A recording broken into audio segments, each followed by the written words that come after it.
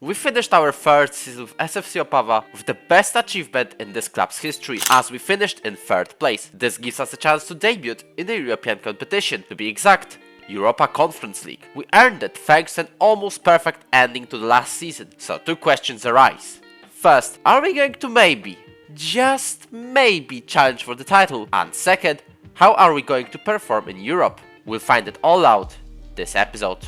Today we start with some good news. Czechia jumped into 16th place in competition reputation rankings, but it doesn't really matter. We start our Build a Nation, for real this time, from 17th place, the place where we are in the coefficients. This gives Czechia a single Champions League qualifying spot, one spot in the Europa League, and 2 slots in the Conference League. All of that maths is complicated, so I just say that our closest milestone is the 15th place, because it will give us a 5th European team, which will go straight to the Champions League qualifiers. Now let's move into the second qualifying round drop, where we'll encounter Lech Poznań, who finished 2nd in the Polish league last season. We are the slight underdogs here, but if we win, it won't be that big of a surprise. I say it's a very interesting start to our European adventure. Going back to our club's news, it's time for the transfers. The very first one was a loan extension of Anton Fisun. The Benfica midfielder will stay with us for one more season with an optional fee of 1.2 million. We also confirmed a permanent signing of Diogo Nascimento. And when it comes to the outings, we decided to release a couple of players.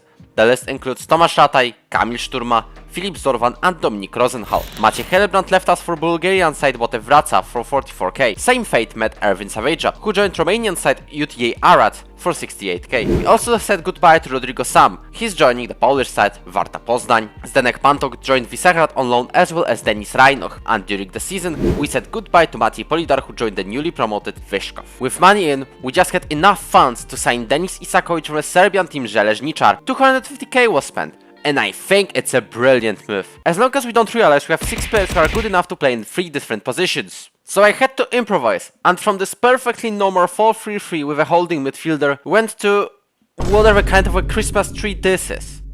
I usually take around 10 seconds to talk about friendlies, and we'll do the same here. We won all friendlies but one, mainly against lower division Austrian teams. And Chelsea? It was a good test for us. We could see our real position in the world of football. Especially as Chelsea brought in a second 11. We lost 4-0, but we are not just getting battered. We had a couple of chances and even scored a goal. But if you're wondering why it was 4-0, here's why.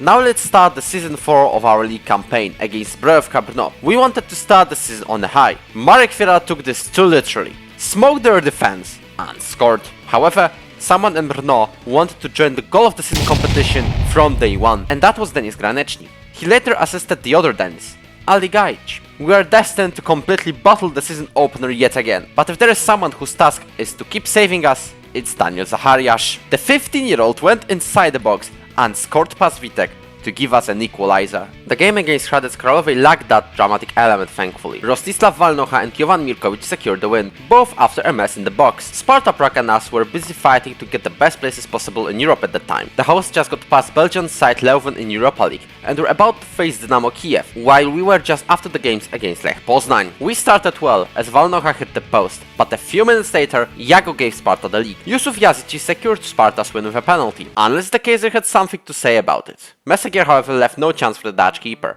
We had no response, and you shouldn't be surprised. Rostislav Walnocha had this much space, could do anything in the world, so he got his shot saved. Good thing we then got 3 league wins in a row. 4-1 against České Budějovice, 1-0 versus newly promoted Vyškov. If you're wondering who this guy is, we signed him on a free, and 3-0 against Pardubice. Denis Isakovic seems to be our new jumpman, with his tendency to score from headers. But watch. Where's Europe? Just give me a single league game before we move on. And what a game against Steaua Prague. This was meant to be a thrashing with Andrej Linger opening up the scoring and Marin Petkov doubling it. But this time we had a response with Denis Isakovic scoring another header. We then conceded not 1, but 2 penalties from Marin Petkov. So what? Are we going to get dismantled? Not really. And Guyen scored from outside the box. Then Miguel Baeza gave Slavia the 5th one. However, we have Jonat Robert and Marek Fiala in the team, who both scored. We were close from getting a draw, but in fact, even if we lost, that was a very entertaining game. And with that, let's finally move to what you came here for. And we went on to get a dream start, as we pass the ball to Jovan Mirkovic on the right side, who passes it to Denis Isakovic. In 10 minutes, we're scoring our first goal in the European competition. Fun fact, been there once, on their stadium. and although it was a glorified friendly named the Super Cup, they call it Kocio, was absolutely on fire, even though there were only 15,000 fans total on the stands. Against Raków, as Patrick scores it's 1-1. Marek Fiala takes the ball on the right side. What will our new shadow striker do? Denis Isakovic gets his shot blocked. Passes to Marek Fiala, who finds Isakovic, runs with ball forward, goes wide on the right side. This time he's going to make a cross, or should make himself. Good cross. Shish wins it, Markwinski is going to score it, no! So I'd rather have it stay till the very end. That's 0.125 in the coefficient rankings for Czech Republic, which is a good start. The second leg turned out to be a little bit more spicy though. We had a massive advantage in the first half, but we couldn't convert it so far. Marek Fiala runs forward, passes to Isakovic!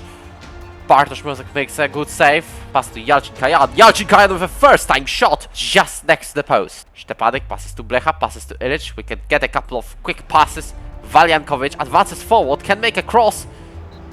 To absolutely nobody, but Salamon almost scored an own goal. Afonso Sousa is a little bit tired. Nemanja Ilic wins the ball. Isakovic hit an empty net, wins a header. Yalcin. Fiala finds Ilic this time. This is his chance. Jovan Mirkovic has a corner. Passes to Stepanek. Lukasz Enl makes it 1-0. And we're leading against Lech Poznań. We're into the third qualifying round as long as we keep it up. Jesper Karlström passes to Elias Andersson. Passes to Milic. Just over the bar. Milic already a yellow card, by the way. So this is not great. Markwinski, I think he was offside. And Mikael Isak was definitely offside. We're listening to the VAR. It is offside. It was Markwinski who was offside. And that was 100% offside. So we were very lucky to avoid a conceded goal here. There were 3 players offside from Lech Poznań. Yalcin Kajan takes control of the ball, shoots, makes it 2-0, closes the game. Welcome SFC Opawa to the third qualifying round. That's it, we've won 2-0, fantastic.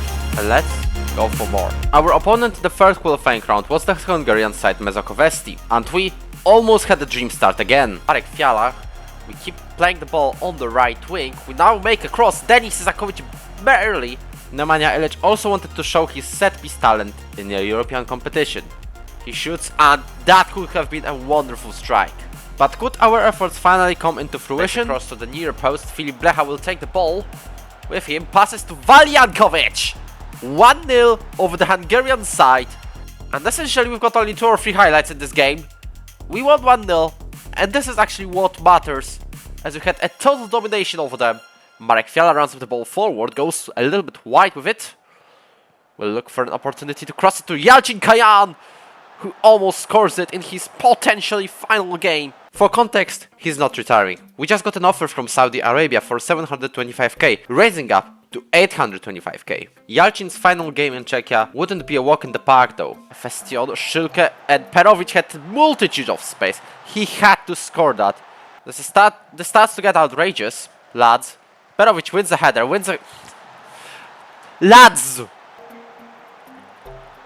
Makes a cross to Marek Fiala.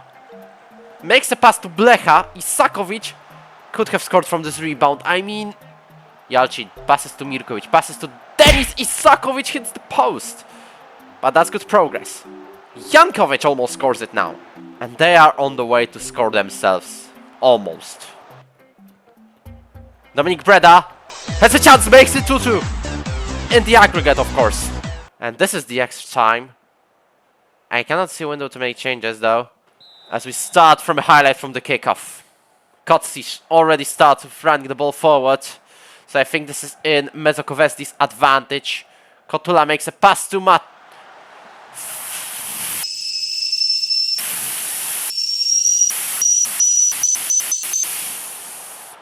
Trying not to swear, this is the third qualifying round. We have to have some standards. Ref makes it offside, yes! Such a big relief. We want to see how close it was, because that was definitely close. Sort of. Blecha. Bestek is potentially fouled in the penalty box. Yes. And I think this is Filip Blecha stepping up. Vladimir Bestek, great job from him, definitely. But this is not a goal yet. Filip Blecha scores. Scores. Scores. Scores. 2-all in this game, 3-2 on aggregate. What a thriller. SFC Opava, after a thriller of a game, are in the 4th qualifying round of Europa Conference League. We've made the absolute minimum for the season. That is in total, as far as I'm not mistaken, 0.675 points to coefficients. And in the final qualifying round, we played the Swedish side EF Elfsborg. We were considered to be the slight favourites, but the rivals wanted to prove otherwise from the very get-go. Snig wins the ball on the left side, and not be surprised if this goes in. Bernhardsson makes it go in. But we wanted to show it was just a happy accident. Passes forward to Fiala, who can make a pass to Isakovic or run by himself. Passes to Isakovic at the very end of the day. Makes it 1-0, but we have to wait for the referee's decision. I don't think there was offside. Although, please, Szymon. Szymon, why are you doing this to a Polish man in the management? Passes to Ilic. This time Isakovic is not offside, but he doesn't score it. Milkovic now on the right side. Passes to Dawid Stepanek. Passes to Filip Lecha. Passes to Isakovic. Passes to Ilic. That was a brilliant exchange of these couple of passes. Milkovic wins the ball back though. Drives inside. Ref says no penalty. Szymon get the ball forward. Passes to Jonathan Robert, who gets past the defender. Makes past the other defender. And despite a multitude of chances, this happened. Wonderful shot. I've gotta say, we've had a slight advantage in this game, but unfortunately we couldn't convert it. So in the reverse fixture, we have to go on them instantly. What a strike.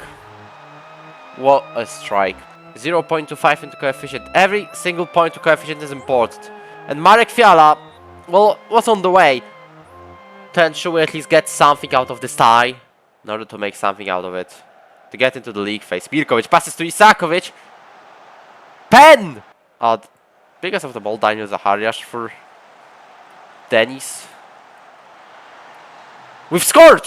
I want to see the goal first. That's Marek Fiala. I was busy doing changes. Traditional for the 60th minute. Marek Fiala finds some space during this mess in the box. Although if they score, it's not over. It's not over, lads. Now they will be pressing us mad. And this comes to an effect very quickly as Rostislav Walnocha loses possession. Jebara crosses. Gudjonsen appeals for a pen.